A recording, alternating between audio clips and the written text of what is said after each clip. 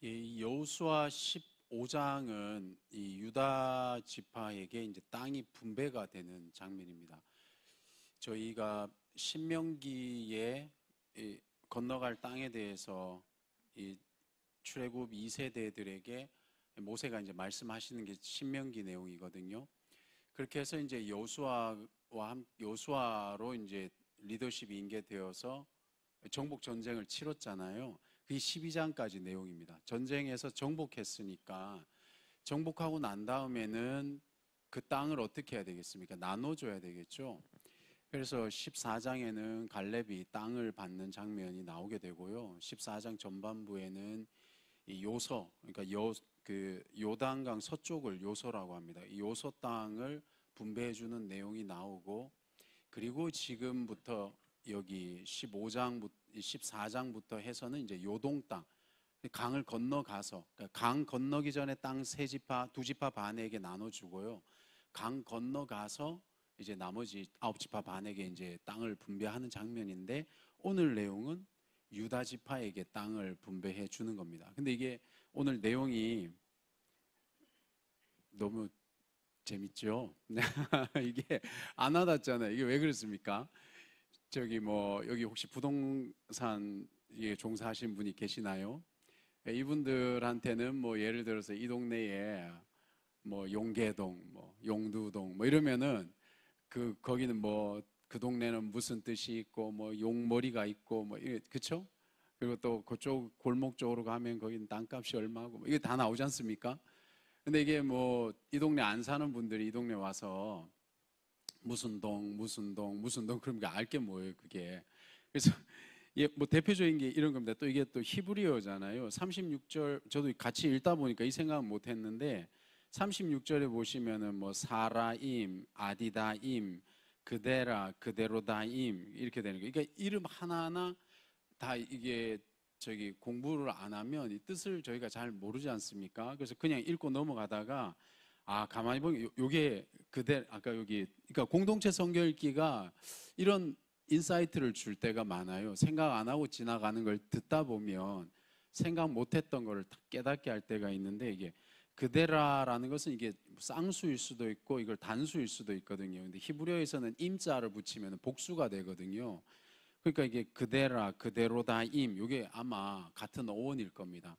그러니까 그데라라는 것도 있고 울타리 이런 뜻일 텐데요. 거기에 임자가 붙으면은 뭐 이런 두 이중벽 뭐 이런 뜻이 될 수 있을 겁니다 아마. 그러니까 이렇게 그 동네 이제 그 정복했던 땅들을 분배해주는 모습이 바로 오늘 내용인 겁니다. 예. 그러면 이제 15장 내용은 실은 끝났습니다. 그러니까 맞아요. 아멘입니다. 이제 끝났습니다. 이제 끝난 겁니다. 그래서 1절 한번 보시면 그것을 알 수 있는 게 1절에 힌트가 있죠. 유다 자손의 지파가 그들의 가족대로 어떻게 뭘 뽑았다고요? 제비 뽑았습니다. 성경에서는 제비 뽑죠. 그래서 이제 저희도 왜 제비 뽑고 이러지 않습니까? 예, 그러나 그게 성경적이다 이렇게 표현하는데 전 잘 동의는 안 됩니다만은 뭐 괜찮습니다. 예, 성경에서 제비 뽑으니까 뭐 이렇게 하여튼 제비 뽑았습니다. 그래서 이제 강을 건너와서 첫 번째로 땅을 다 이렇게 분배하는 장면이 여기에 유다 자손이 첫 번째로 이제 나오는 겁니다. 그래서 남쪽으로는 어디고, 근데 남쪽으로는 그리고 남쪽 끝은 남쪽 경계는 이렇게 표현하잖아요. 그래서 가만히 보시면 지도를 보시면 이제 남쪽으로 내려가서 그걸 또 다르게 표현해서 옆에 있는 남쪽으로 이렇게 남쪽의 길을 따라서 이런 느낌으로 그걸 표현하고 있는 겁니다. 이렇게 12절까지가 유다 지파의 경계고, 이제 20절부터 62절까지는 뭐냐 하면 그 경계 안에, 그렇죠? 중구 안에 또 동네가 있잖아요. 그 경계 안에 어떤 동네가 있냐가 바로 62절까지의 내용으로 이렇게 기록이 되어 있습니다. 그럼 성도님들도 이제 15장을 보실 때에 이게 동네 이름만 쭉 나오니까 이렇게 지나가셨는데, 설교를 해야 되는 제 입장에선 동네 이름으로 어떤 설교를 해야 될지 또 기가 막힌 걸 한번 또 뽑아보겠습니다. 근데 8절 한번 보시면 이 흰 놈의 아들의 골짜기로 올라가서 여부수 곧 예루살렘 나오거든요. 근데 이 예루살렘은 이름이 나왔지만 이게 이제 바로 힌트인 겁니다. 이름은 나왔지만 언제 정복이 되었느냐? 사무엘하 5장에 가서야 비로소 이제 이 예루살렘, 여부스라고 하는 예루살렘이 다윗 시대에 가서야 정복이 되는 겁니다. 저희가 이제 여호수아하고 사사기를 연결해서 보시려면 요런 힌트들을 이제 이렇게 앞에서 말씀을 전해 주신 분들이 요런 걸 혹은 말씀을 읽으실 때 요런 힌트들을 보시면 좀 이해가 될 수 있는 거죠. 여호수아는 분명히 땅 정복의 얘기거든요.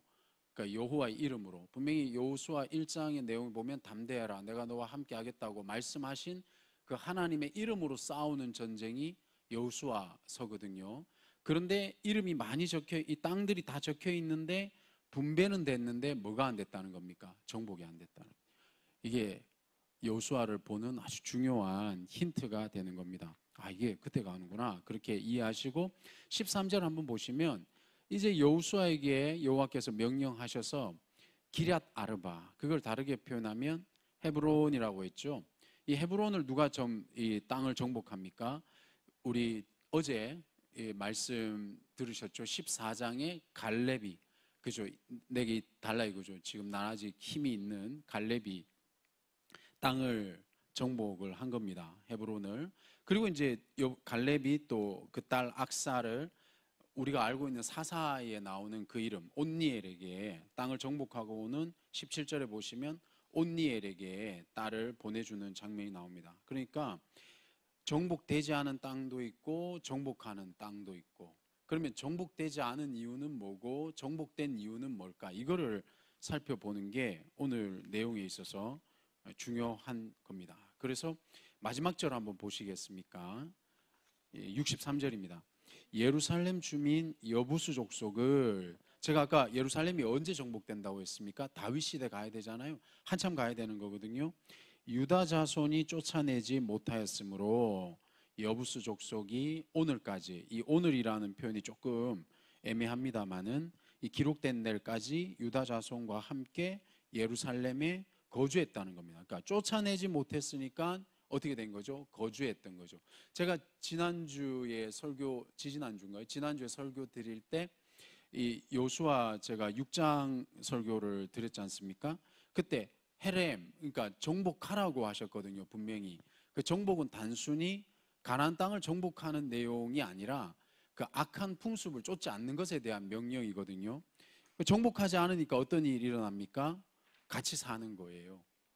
이게 영적으로도 의미가 있다고 생각을 합니다. 그래서 제가 오늘 드리고 싶은 이 말씀은 왜,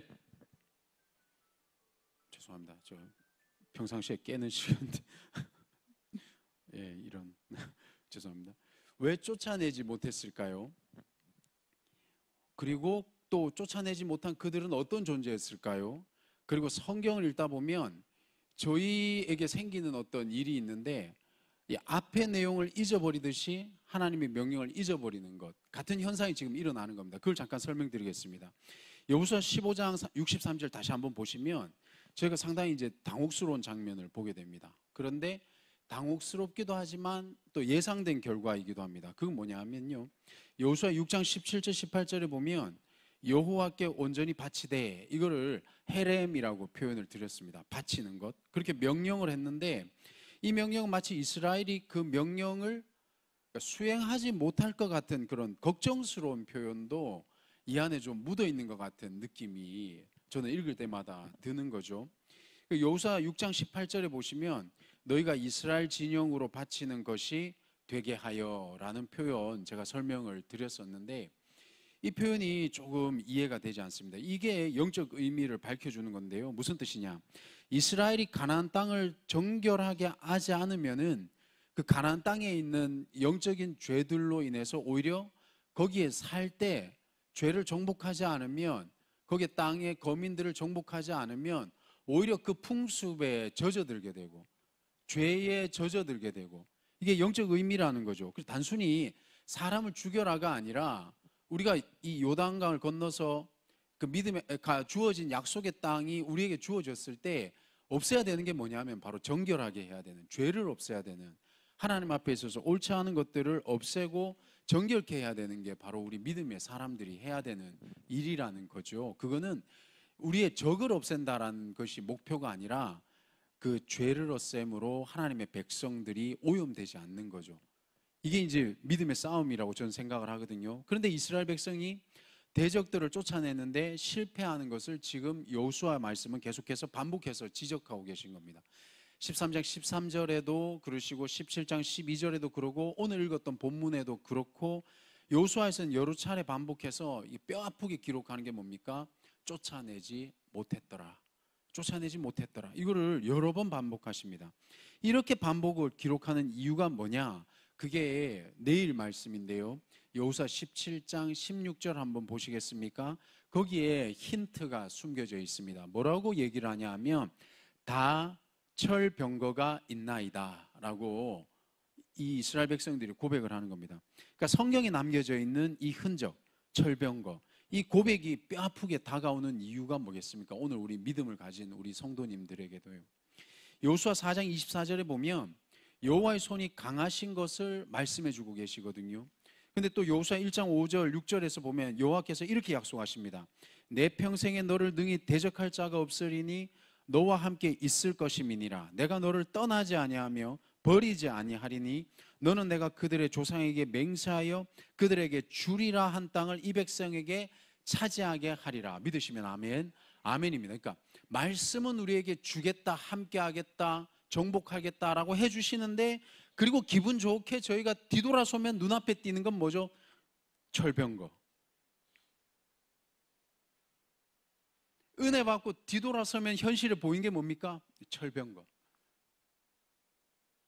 여호수아 14장 8절에 갈렙의 회고를 우리가 눈여겨봐야 되는 겁니다. 그래서 이스라엘의 영적 나태는 사실 이 가나안에 들어가기 이전부터 계속 징조가 있었던 거죠. 그러니까 나와 함께 올라갔던 내 형제들은 이건 뭡니까? 이 정탐꾼들 보냈던 얘기거든요. 백성의 간담을 높게 했다. 이게 뭐 12명의 정탐꾼이 돌아와서 적군의 간담을 서늘하게 해야 되는데 아군의 간담을 서늘하게 하는 겁니다. 믿음의 고백이 아닌 거죠. 저희가 어떤 같은 사역을 하고 믿음의 생활들을 할 때에 우리 같이 힘을 내도 안 될 판에 야 그거 해봐서 되겠냐 이건 겁니다. 그러니까 제일 무서운 게 그거잖아요. 내가 다 해봤다. 이거 제일 무섭지 않습니까? 불신앙을 오히려 심어주는 거죠. 하나님의 말씀으로 삶을 살아낸다라는 것이 바로 그래서 얼마나 대단한 도전인가라는 것을 오늘 본문 속에서 저희가 발견할 수 있어야 됩니다. 그런데 눈앞에는 철병거가 있으니 내 삶에 변화시키는 것은 어렵고, 그래서 실은 흔히 우리가 하게 되는 실수가 어떤 거냐면 지식을 습득하는 겁니다. 그러니까 믿음 생활을 살아가는 것보다 하나님의 말씀에 지식을 습득하는 것은 스스로도 만족이 있잖아요. 스스로도 속이게 되는 거거든요. 그래서 저는 그렇게 생각합니다. 은혜가 필요하다 생각을 합니다. 믿으시면 아멘이십니다. 그러니까 내 삶의 철병거 투성이고 여호와의 약속을 신뢰하기보다는 변명하기 바쁘고, 때로는 말씀이 분명히 우리에게 주어졌음에도 삶의 변화가 안 생기기도 하지 않습니까? 그때 우리의 연약함을 바라보면서 우리에게 필요한 것이 뭐냐? 은혜가 필요하다 생각을 하는 거죠. 그러니까 여호수아는 약속의 땅을 배경을 두고 의도적으로 지금 철병거와 여호와의 능력, 여호와의 약속을 지금 대조해서 우리에게 계속 보여주고 있는 겁니다. 15장 내에서도 유다 지파는 63절에 땅을 정복하지 못했다 이렇게 기록되어 있죠. 그런데 13절에서 19절에 보면 똑같은데 갈렙은 헤브론을 정복했다라고 보여주고 있지요. 이 차이점이 뭡니까? 믿음의 싸움이죠. 믿음의 싸움. 분명한 것은 믿음인 겁니다. 우리를 짓누르는 철병거가 아니라 우리와 함께 하신 여호와의 힘으로, 그분을 신뢰함으로, 하나님의 방법대로 정의롭고 공의롭게 믿음으로 가나안 땅을 정복하는 것. 시간이 걸릴 수는 있겠지만 하나님 바라보는 믿음으로 우리가 철병거가 아니라 여호와의 약속을 바라보는 것. 이게 오늘 여호수아 15장에서 우리에게 주시는 말씀인 줄로 믿습니다. 그런데 사랑하는 성도님들, 감사한 것은 인생과 구원의 문제가 이렇게 날마다 흔들리는 이 불완전한 인간에게 있는 게 아니라 완전하신 예수 그리스도께서 이 죄와 사망의 문제를 해결해 주셨다라는 것, 이게 감사한 내용이 아닌가 생각합니다. 그래서 2024년도에도 이 완전하신 예수 그리스도를 의지해서 우리 삶의 철병거, 인격의 철병거, 삶의 철병거, 이 모든 문제들을 예수 이름으로 넘어서시기를 주님의 이름으로 축원드립니다. 기도하시겠습니다. 살아계신 주님 감사합니다. 믿음의 싸움인 것을 몰라서 못하는 것이 아닙니다. 주님, 우리는 연약하고 흔들립니다. 우리가 해결할 수 있는 것이 없을 때가 많습니다. 때로는 여기 계신 믿음의 선배님들처럼 인생의 모든 고난들을 다 넘어섰음에도 불구하고 또 다음 고난을 생각하면 가슴이 답답하고 또 내게 생기는 여러 가지 연약함을 생각하면 힘든 것이 인생이지 않습니까? 그래서 우리 자식들을 볼 때마다 믿음으로 살아야 되는 것을 알면서도 삶의 어려움들 때문에 우리의 믿음이 연약해지는 것이 사실이지 않습니까? 주님, 그래서 주님을 의지합니다. 우리 자녀들에게도 믿음 주시고 우리에게도 남아있는 삶을 굳건하게 살아갈 수 있는 지금것처럼 살아왔던 그 믿음대로 살아갈 수 있도록 주님 담대함과 은혜를 부어 주시옵소서.